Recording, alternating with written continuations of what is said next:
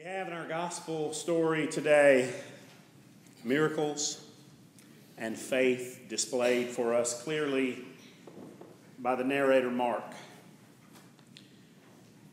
He weaves them together, not just the miracles and the faith, but the stories.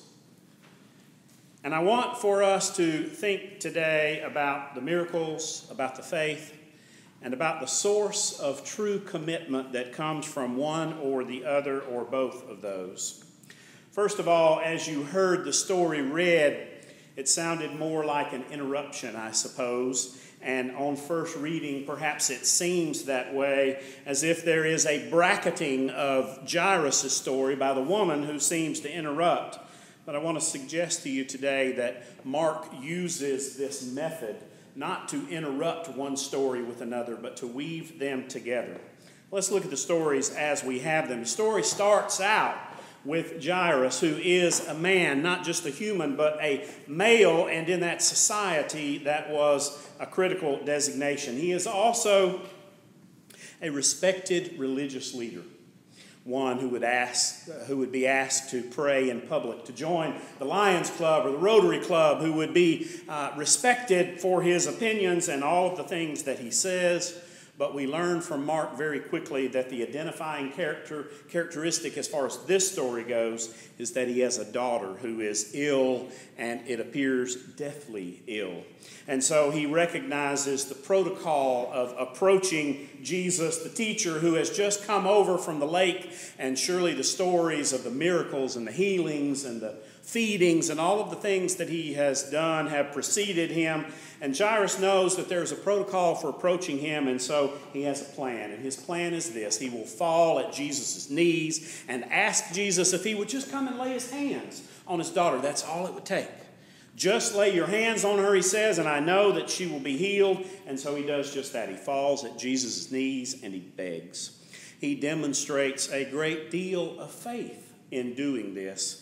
And then we have what is not an interruption, I believe, but an interweaving, because someone who, by all measurements and outward appearances, is perhaps about as polar opposite to Jairus as anyone can be, becomes a part of the story and becomes the central focus of the story right now, because this is not a man, this is a woman who would normally have to have a man come and speak on her behalf in order to speak with someone like Jesus. A woman who is given no name.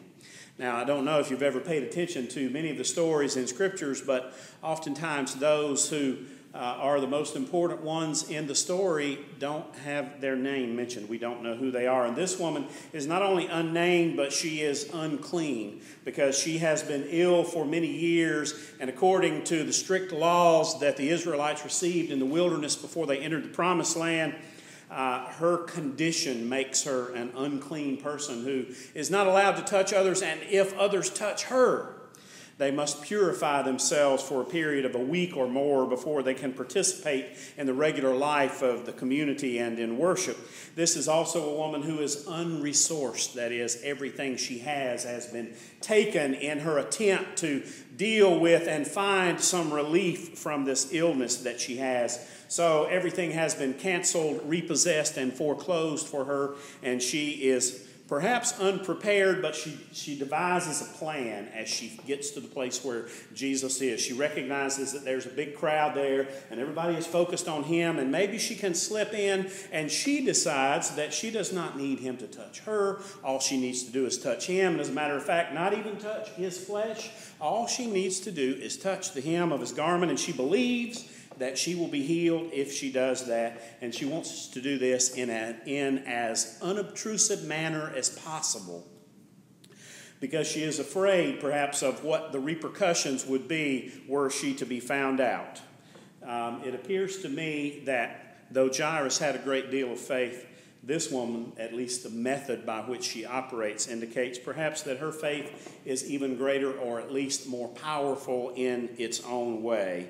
Because what happens with this encounter is a whole series of actions and conversations that are based on a flow. That is, the flow of the crowd starts it because they are gathered around Jesus, having heard what he has already done, wanting him to do something for them, or at least to see him do something for somebody else. And this whole crowd is with him as he moves toward Jairus' house, slowing them down, I am sure. And then there is the flow of blood that is causing this woman's great pain and illness and will perhaps eventually cause her death if something does not stop it. And finally, not finally, but next we have the flow of power. When she does indeed touch the hem of his robe, it is as she imagined, as she hoped, as she prayed, as she demonstrated in faith. Healing comes from Jesus, flows out of him and into her. And then the disciples and their flow of their incredible misunderstanding of what Jesus is saying, because he stops right there when he recognizes that the flow of power has gone out from him, and he wants to find out what that's all about, who it was that had the faith and who took the step to do this, and how he might understand that. And he stops and he says, "Who touched me?" And the disciples are just beside themselves. They tell him, "You're like a wet sock in a clothes dryer. Everybody's touching you. Everything's tumbling around. How can you say, 'Who touched me?'" And he insists, basically saying, we're not going anywhere until we find out who it was. And I'm sure that moment seems like forever, because this woman has to decide whether or not she's going to come forward. And if she does, what is she going to say? Is she going to tell it all? Is she going to admit that prior to touching the hem of his clothes, she was unclean, and therefore everybody in that crowd has probably considered unclean, and next Saturday's worship at the synagogue is going to be basically empty because all these people can't go? Is that what she's going to say? Does she dare say that? And she does. She comes forward, and Mark uses the word truth to describe what she says, a word that he reserves only for the words of Jesus elsewhere in his gospel. She told the whole truth about what she wanted to do, about what she did, and about what happened to her. And Jesus says to her, "Your faith has healed you. Go in peace and be freed from your suffering." This is more than just the healing of the body. The conversation that Jesus has stopped to have and has insisted that will take place is about how healing goes beyond the physical part of who we are, how it goes to our psyche, to our spirit, to our relationships, to our mind, as well as our body. And Jesus recognizes that this is a great demonstration of faith and says to her, "Your faith has made you well." And then the story continues, weaving Jairus back in. And I've always wondered, what was he doing during this woman's part of the story? Was he anxious, recognizing that every minute taken with her and with the crowd around him may very well take him away from an opportunity to do something for his daughter? Was he angry when he found out what she had done and realized as a leader of the synagogue, she may very well have excluded him from participating in what his job was for the next week or so? No, we don't hear any of that about him. All we hear is that someone arrives with worse news and tells him it is too late. It is too late. Your daughter has already died. Why bother the teacher anymore? And Jesus says to him, "Don't be afraid. Have faith. Just believe." Now, whether Jairus could have had that faith before the interaction with this woman, I'm not sure, but he does now. Because he does not object, he does not try to argue with Jesus, he does not say, "It is too late, you stay here, let us go back and prepare the funeral." He and the three that Jesus picks head toward the house, and when they get there, there is a great calamity, a great chaos going on. And even though Jesus arrives beyond the nick of time, he steps in and says, "What's going on here? Why is there so much weeping and wailing?" One of the things I read earlier this week, not related to this story, but reminded me of this story, talked about how there is sometimes a need to eject from a situation like this what the author called second and third string mourners. Second, third string mourners are those who turn the drama up so much that it turns toward themselves and not toward the grief of the family and the situation itself. And Jesus ejects those who have moved so far into their grief and who are planning what is going to come next that they cannot hear or see what he has to say and do for them. So he takes only the 3 disciples that go with him and Jairus and his wife up to the room where the little girl is. Here is an opportunity for a response of faith plus. A faith greater than Jairus came to Jesus with, he now seems to have. Because he is willing to go back and he goes up into the room. And they go up to the room there and Jesus takes the little girl's hand and says in Aramaic, Talitha kum, simply, get up, little girl, get up. And the miracle occurs, a second miracle in this story. She gets up. We hear connection. She's 12 years old. The woman had been ill for 12 years. She gets up and they say, give her some food. And in Mark's characteristic fashion, trying to keep people focused on the faith and not on the miracle, Jesus says, don't tell anybody about this. Just give her something to eat. So the miracle and the faith are there together. Miracles can be quite addictive. Anyone who has found themselves in the midst of one true miracle often tends to look for others as if they must be just around the corner. But faith itself can become even more addictive, even if it is a different way, because the addiction of miracles is an addiction somewhat like adrenaline, the rush of something altogether amazing happening. But the addiction of faith is one of a sense of deep peace and contentment with the world and with who you are and how you are. There is a sense in which the miracles, and Mark recognizes this, which is why he tries to pull the people away from it. He recognizes that the miracles can have the capacity to move us away from commitment. It is as if we go out on the tightrope without the net underneath us because we trust that Jesus is going to do it again. We don't study for the test. We say, oh, God is going to take care of me and I'll pass the test. We don't take care of our bodies and we say, oh, I'm going to have a cholesterol miracle in my life. Faith requires more commitment most often than miracles. Because while the miracle is a boundary challenger, we don't know how and for whom it will occur. We have no control over it. Faith is a boundary eraser. Faith is one that takes away all of those comparisons of you're like this and I'm like this and we're two different people and we'll never be together. And we'll never live together and we'll never work together. And we have no connection because faith erases all of those boundaries and makes us realize that we are much more interconnected than we would imagine. So Jairus and the woman here, not only are their lives interwoven by the story here that Mark tells, I would suggest to you that they were already interwoven and maybe they just didn't know it. That it is the story that makes them recognize how closely their lives are woven together. And did one healing the second one depend on the other? We don't know. Mark doesn't tell us that. Jesus doesn't tell us that. And I'm not going to tell you that. But it does seem that what happens to Jairus is a way of preparing him for what comes next. Can they become partners in faith building? If faith is truly the boundary eraser, I believe the answer to that is yes.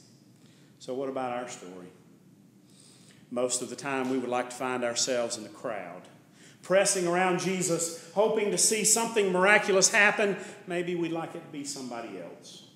maybe just because we don't want our own need or we don't recognize our own need. But there are times, I believe, when we find ourselves on either side of those main characters, when we believe that who we are and what we have and the protocol we know that we can carefully follow will give us an opportunity to have an audience with Jesus. And then there are times when we reach the point of desperation and we realize that it doesn't matter who we are or what we've done or where we come from. What matters is that we are called to follow. We are called to reach out and touch and not to require that someone else, the self of Christ, touch us. So in our own stories, we can find a connection with every part of this story and realize that we are interwoven into that story also. Earlier this week, I think it was just Friday last week, Katie, our oldest, sent me a picture of a sidewalk drawing from downtown Atlanta. Many of you may remember that just over 2 years ago, she spent a year working in downtown Atlanta, directly across the street from the state capitol at Central Presbyterian Church. And one of the major missions and ministries of Central Presbyterian Church is a very complex organization called the Outreach Advocacy Center. Can't say that fast. And she worked there as a young adult volunteer in the Presbyterian Church USA, working primarily with the people in the neighborhood around the Capitol. And if you know anything about the Capitol of downtown Atlanta, there aren't really any houses down there, so to speak of, certainly not very many. So most of the people in the neighborhood who work there are people who live on the streets. People whose circumstances have forced them out of what we would consider to be a basic necessity, shelter and housing and the protection and all of the relief that goes with that. And the Outreach Advocacy Center works not only with the legislators at the Capitol to try and create a world in which the folks who live on the streets have an opportunity to get off the streets, have an opportunity for job training, have an opportunity to find housing to get them into transitional to the place where they can make it on their own, but also works directly with the folks who live on the street. So this drawing was on the street, directly across the back door of the Georgia State Capitol. And it was a drawing on the left-hand side. This will be the left-hand side for you. There was a church with a little cross on it and some tall industrial-looking buildings. And in the center section, there was a drawing of row after row after row of identical houses. And then on the far side, on this side for you, there was just a bunch of lines and a face that was frowning. Now, below the three drawings, this is what it said. Over underneath the drawing of the church and the city buildings, it said, "You hide from us in your city." In the middle, where the houses were drawn, it said, "You hide from us in your suburban dream." And over on the other side, it said, "We are the forgotten." And then in a box up at the top in that right-hand section, it said this: "Homeless people are cast aside as if we don't exist. We exist and our society is only getting larger. At least acknowledge us." And truth be told, that is a lot of what the Outreach Advocacy Center attempts to do, is to have the state and those who have power and privilege and resources acknowledge that there are people living on the streets who need help. I thought it was interesting that that drawing and the story that goes with it came this week because it reminded me so much of the relationship between Jairus and the woman. He certainly was one who had access to power and privilege, and she probably had very little. So I don't want to cast aside or to forget about or to downplay the whole concept of the truly miraculous in the way these two healings occurred, because I think there are circumstances in our lives where that happens. But I want to remind you that there are also what I would call ordinary miracles in our daily lives. And whether or not we get very close to some of those extraordinary miracles, we wake up every day in the face of ordinary miracles. Our call to worship this morning. Do not confuse the circumstances of birth and privilege with entitlement. I can't help but think, in the story of my life, there are many occasions where a different decision, a different choice by me or by someone else would have totally changed my life to the point that I would not recognize it if I saw it today. The ordinary miracles of our daily lives are given to us for a reason. Will we unmiracle them by ignoring them, by chalking them up entirely to hard work, entitlement, inheritance, or even luck? Or will we hide and hoard them? I think that Mark combines these two stories and weaves them together to remind us that none of those are appropriate responses to any of the miracles in our lives. And certainly not appropriate responses to the faith that has been given to us and demonstrated for us. We talk about faith a lot of times as something that we do. And certainly there are times when we do act in faith, but more often than not, our first move in faith is response. Because someone else has already stepped out in faith for us, like Jairus has done for his daughter. Or someone else has demonstrated faith in us, and we respond in faith. So remember that faith is more often than not a response. And I want to suggest to you that our task as those who have been graced with both ordinary and extraordinary miracles and ordinary and extraordinary faith is to reflect both of those in every circumstance of our lives. Reflect the miracle so that it overflows in the lives of others. Reflect the faith so that it overflows in the lives of others. That is what I believe Mark is trying to get us to do, particularly with respect to the faith. Because the disciples don't get it. And we oftentimes have difficulty ourselves